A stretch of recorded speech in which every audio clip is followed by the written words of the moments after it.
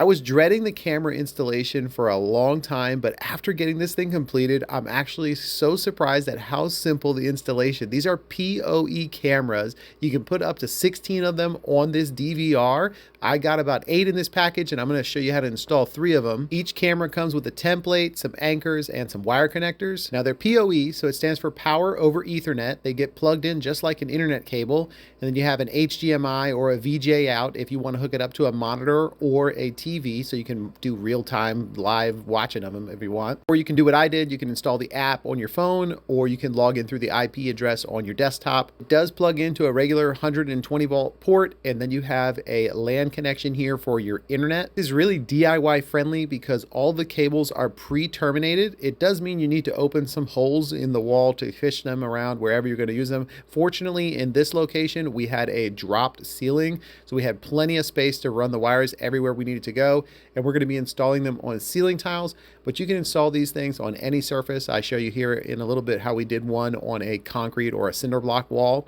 The template's really easy to use. You just poke some holes where the screws are going to go, and then you cut out the middle part where you're going to feed the main wire. You can either use a knife or just push it through with a screwdriver. And in this commercial space, we're just going to toss the cable through the ceiling here, and we had plenty of extra slack that will just coil up in the rest of the ceiling there. But if you want to, you could cut these wires short and you could terminate them again. I've got videos on how to terminate Ethernet cable if you need to know how to do that. Now, I opted to use those toggle bolts that you saw to just secure it to the ceiling tile, but you could put a piece of wood back there and screw into it, and you can turn the camera and you can angle it however you want. Once you get logged into the app, it'll make it a lot easier to be clear on which way you want it.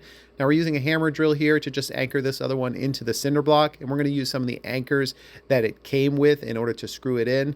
It's good to have a nice hammer drill for this purpose. It also wasn't exactly clear if you were going to mount these things flush to a wall, how would you feed the Ethernet cable out? But there's a little knockout in 3 different locations that you just grab a pair of pliers, and then it'll leave a little slack there so the wire can come out the side, and then you just screw it on, and then you put the little decorative cover over the screws, plug it in, and you're done. We did another third camera in a different area. All the cameras run back to the main DVR and just plug in that. Look at how many other plugs I have available. Now at this point in the installation, there is a detailed instruction guide on how to set up. You can hook this thing up to a monitor and you can get logged in and you can start scanning QR codes and everything.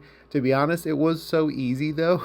I didn't even use the instructions, but it would come in handy if you haven't done a lot of these. I've done a lot of these camera installations, and this was one of the easiest to set up and get configured. You can see it has like an infrared mode there if it's in the dark, and it actually has a really clear picture. You can also flip the phone sideways if you want to view it. You can record clips and save them to your device, which is nice. You could do just about everything from the app that you could do if you're just plugged into the DVR directly. I think there's a few other things, but doing playback, monitoring live video feed, you can do all of that from the app, and it was really smooth, guys. If you decide you want to access it on desktop, you can use their GuardStation application, or you can log in with the IP address, which was much easier. You can also click through your cameras, and so you can see individual ones, or you can get it on that view where you can see all of them.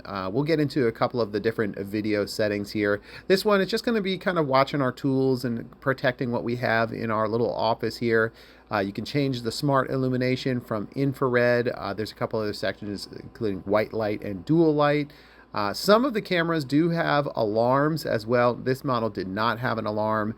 You can set recording schedules, so if you want to record just the motion detection, or if you want to record all day, or if you want to pick times, you can see that motion detection is going to be that red frame there. Pretty cool because you can use the digital zoom and you can really kind of fine tune on what you want to look at. You can see me here recording this video. I'm able to use digital zoom to get in really close. You can even see me there while I'm editing. Now here's going to be some clips if you're curious what it looks like through the application. I downloaded these so you can kind of see the quality, and you can see the entire office. It's like a super wide angle here. It's really great. In addition to that, I also screen recorded here so you can kind of see what it looks like while you're on the mobile device controlling it. You get the pop-up of those little icons on the side there, so you can do all kinds of different setting adjustments and things like that. Flipping back between the cameras and zooming in, it's really crispy, super smooth on the cell phone. So all of the recordings, and if you take like a snapshot like I did there, it'll save to the gallery on your phone. You can download it there so you can access it later. That's how I was able to upload it into this video. video.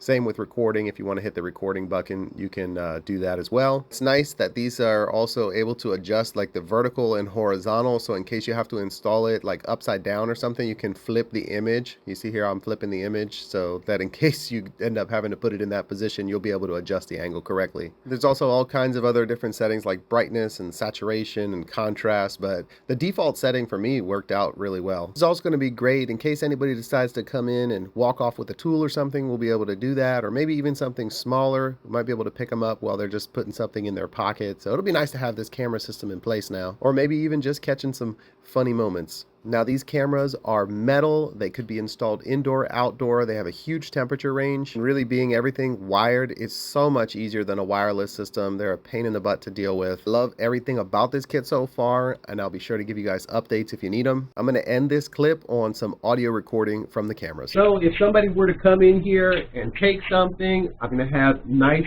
digital evidence. I can go back and record it. It's a really cool system, super easy to install. If this is something that you've been looking at getting, I will definitely leave a link down in the video description. Thank you so much for watching. Be sure to subscribe.